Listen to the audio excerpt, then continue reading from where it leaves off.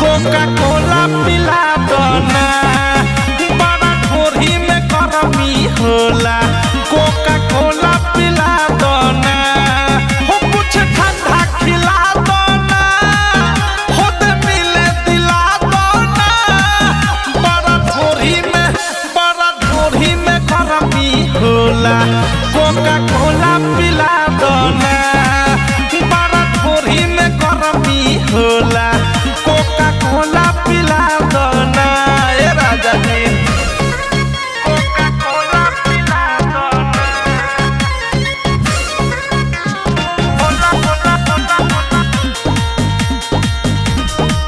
Coca कोला पिला दो उखिन बिखिन बमान हो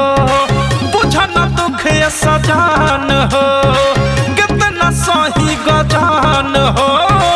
धिक जाता तान हो उखिन बिखिन बमान हो बुझन दुख सजान हो कितना सही गजान हो धिक जाता तान हो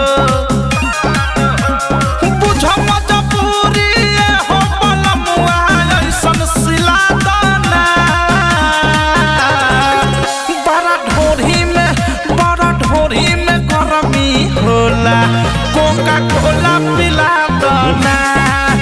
बड़ा ढोरी में गरमी होला कोका कोला पिला दो ना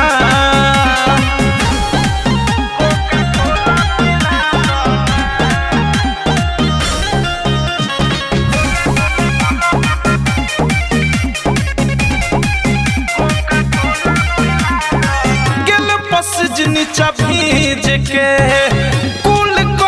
है चीज के छोन छोन करत सीझ के चाहे ठंडा फ्रीज के ले आना दी गल पसिज नीचा भीज के कुल करी ना चीज के छोन छोन करत सीझ के चाहे ठंडा फ्रीज के